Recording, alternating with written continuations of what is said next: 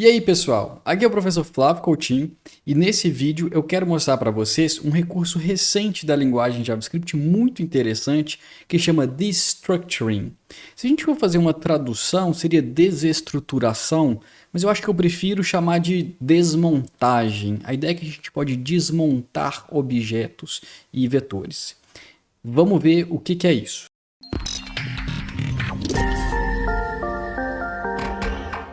O Destructuring é super legal. Ele foi introduzido ali mais ou menos 2015 e ele nos dá uma sintaxe muito legal que permite a gente fazer certas coisas de um jeito muito mais legível. Só que para ele ser introduzido, foi necessário colocar antes na linguagem uma outra sintaxe que eu gosto de chamar de propriedades curtinhas. Se a gente for ver em inglês o termo técnico é Shorthand Property Names. E a ideia é servir como um açúcar sintático para a gente criar novos objetos. Açúcar sintático? Como assim? Isso é um termo técnico que eu adoro, que significa uma nova sintaxe que foi introduzida numa linguagem e basicamente já faz algo que poderia ser feito antes, só que de um jeito mais docinho, mais gostosinho, mais fácil, mais legível e várias outras qualidades. Essas Shorthand Property Names são então um açúcar sintático que nos permite definir objetos de uma maneira mais legal, mais bacana. E é super simples, tá? Olha só, digamos que a gente tinha aqui três variáveis, A, B e C, e eu vou criar uma quarta variável que no caso vai ser um objeto. Esse objeto ele vai ter três propriedades, uma propriedade que tem o nome de A, uma que tem o nome de B, outra C. E o valor de cada uma dessas três propriedades é o valor que está nessas variáveis aqui. Antes de eu ter as propriedades curtinhas, a forma que a gente tinha para fazer isso seria eu colocar o nome da propriedade, dois pontos, o valor dela, que era A também, por coincidência. Depois, a segunda propriedade, o nome dela, e depois o valor dela, que seria essa variável aqui. Depois o nome da terceira, dois pontos, o valor dela. Com as propriedades curtinhas, o que eu posso fazer? Se for o caso de você estar criando um objeto que possui propriedades cujos nomes são iguais às de variáveis que existem ali naquele contexto, em vez de você precisar fazer A, dois pontos A, B, dois pontos B, ou seja, nome, dois pontos, o nome de uma variável, você pode simplesmente colocar as variáveis aqui diretamente. Ou seja, isso aqui é equivalente a isso aqui. E é só isso, as propriedades curtinhas. O lance é, elas nos permitem usar essa sintaxe super legal do Destructuring. Mas o que seria esse cara? Olha só, vamos ver alguns exemplos aqui, casos comuns de quando você está programando aí em JavaScript. Digamos que eu tenho uma função getPositionMouse e ela é uma função que retorna a posição, um x e y.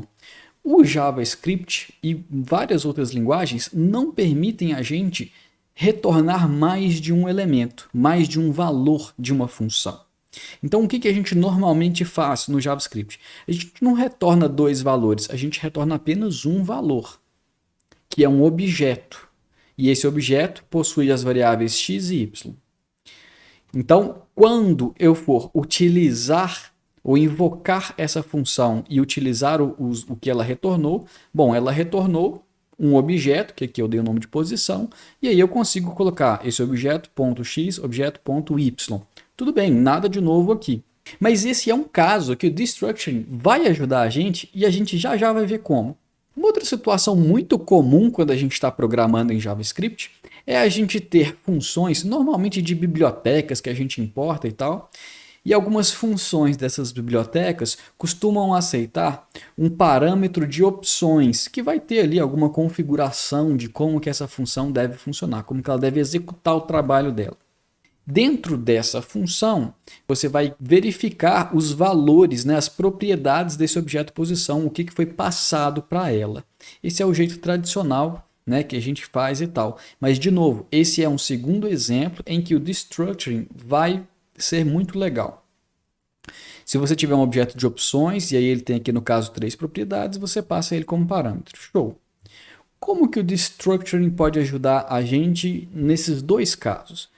Bom, o primeiro caso é aquele de uma função poder retornar mais de um valor. Olha, isso ainda não é possível, mas se a gente pega o retorno, esse objeto que foi construído apenas para retornar mais de uma coisa, a gente pode desmontar esse objeto e acessar apenas as propriedades que a gente quer, por exemplo. Olha que legal. Aqui eu estou fazendo um Document Query Selector para poder pegar um elemento HTML da página que tem um certo ID. Só que eu não estou interessado no objeto inteiro, completo, com, sei lá, mais de 100 propriedades, sei lá quantas, que está sendo retornado. Eu só preciso saber qual que é o atributo alt da imagem e o atributo src, ou seja, né, as propriedades alt e as propriedades src desse objeto que foi retornado. Olha que legal que eu posso fazer. Eu posso criar uma variável, que no caso vai ser um objeto desmontado, e esse objeto desmontado, destructured, vai ter apenas duas propriedades. E eu estou assinalando a esse objeto desmontado o objeto que foi retornado aqui pelo Document Query Selector. Isso aqui é um objeto que tem lá as suas 100 propriedades. Aqui eu criei um objeto que tem apenas duas propriedades. Uma tem o nome de alt e vai receber o valor alt deste cara. E a outra propriedade tem o nome src e vai receber como valor o src desse cara aqui. Como resultado, eu vou poder usar esses valores sem ter que acessar um objeto retornado, né, que é o ImageElement.out. Não, eu já tenho uma variável aqui que chama out, uma variável que chama src. Ah, e se eu não tivesse destructuring? Eu teria que fazer dessa forma aqui, ó. Então, ImageElement recebeu o valor de retorno do Query Selector, cria uma variável out, que vai ser ImageElement.out, src vai ser ImageElement.src. Fui lá e usei agora o valor dessas variáveis. Então, só uma comparação das sintaxes. E aquele segundo exemplo, que você tem uma função que recebe um objeto como parâmetro de opções, por exemplo. Olha que legal, em vez de você declarar um único parâmetro que tem um nome de opções, por exemplo, configurações, algo assim, eu continuo declarando apenas um objeto, só que eu declarei ele de forma desmontada, destructured. Olha que legal. Por que eu sei que é um objeto só? Porque ele começa aqui e ele fecha aqui. Tudo que está aqui dentro são propriedades desse objeto, só que eu estou apresentando ele de forma destructured. Esse objeto ele vai ter uma propriedade size, cujo valor padrão é big, uma propriedade chords, de coordenadas, cujo valor padrão é um outro objeto, que vai ter lá as suas duas propriedades. E aí, aqui dentro, eu vou poder acessar as propriedades referentes às opções diretamente, sem eu ter que colocar opções.size, opções.chords, opções.radius e tal. Como que eu chamo, eu invoco essa função? Da mesma forma que eu invocaria se eu não tivesse declarado esse parâmetro de forma destructured. Tá? Da mesma forma, eu passo um objeto como parâmetro. E é claro, esse objeto eu vou querer que ele tenha essas propriedades aqui. Como que seria do jeito antigo, se a gente não tiver o destructuring? Olha só, você declara apenas um único parâmetro da mesma forma, só que você não pode desmontá-lo. E aí toda vez que você for acessar, você vai ter que colocar options. A propriedade que você quer, options.coordenadas, options.size. E além disso aqui, né, a gente está no JavaScript pré-moderno, digamos assim, que é o ES5, e né, eu não estou usando let, não estou usando const, não posso usar valores padrão para parâmetros, mas reparem que a chamada é idêntica. Além de eu desmontar objetos, eu também posso desmontar vetores. Uma das coisas que eu posso fazer aqui de exemplo é eu pegar o primeiro elemento de um vetor e largar apenas o resto. Olha que legal. Eu tenho um vetor aqui que tem n elementos. Eu posso criar um novo vetor, só que um novo vetor desmontado. E aí, esse novo vetor, eu falo que o primeiro elemento dele, eu dei um nome aqui, que é uma variável head.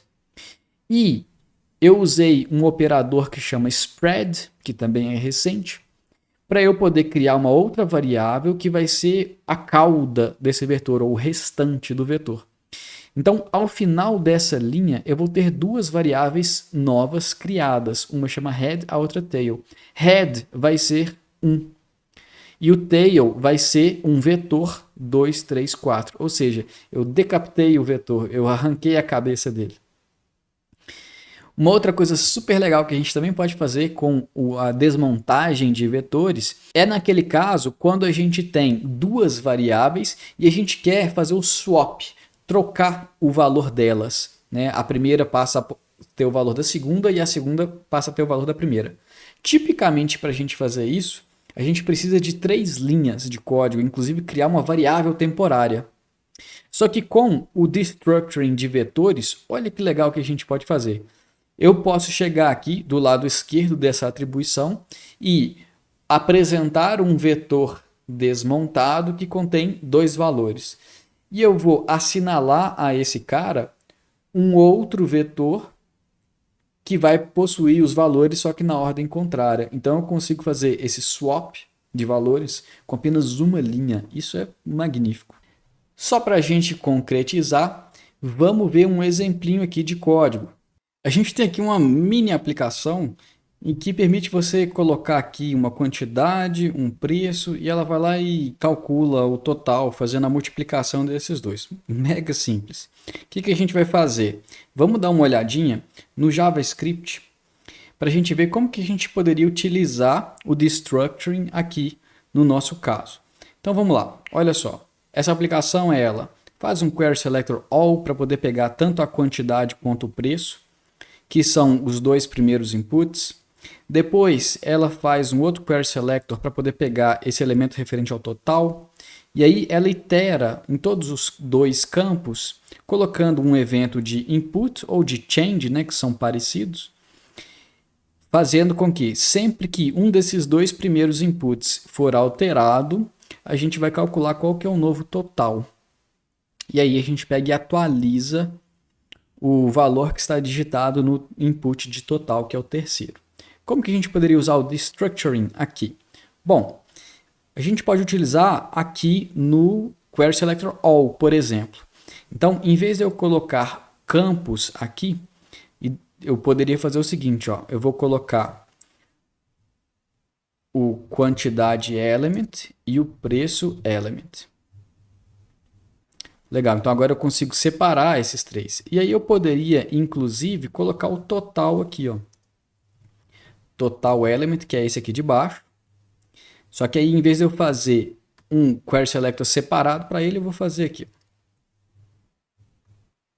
Depois disso, eu preciso alterar, porque eu não tenho mais uma variável que chama campus. Não tenho mais. O que eu vou fazer aqui? Eu vou colocar um vetor quantidade element e um preço element.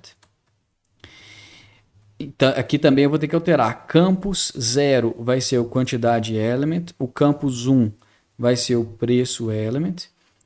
O total, quantidade vezes preço, total element já está aqui. Além disso, eu quero usar destructuring na hora de declarar essa variável quantidade e a variável preço. Quero usar destructuring aqui também. Como que eu poderia fazer isso? Olha só. Se eu colocar aqui, ó, value, eu poderia tirar. Mas aí eu ia ter que colocar outro value aqui, ó. E aí já não pode. Por quê? Eu estou criando duas variáveis com o mesmo nome. Isso dá erro. Não posso.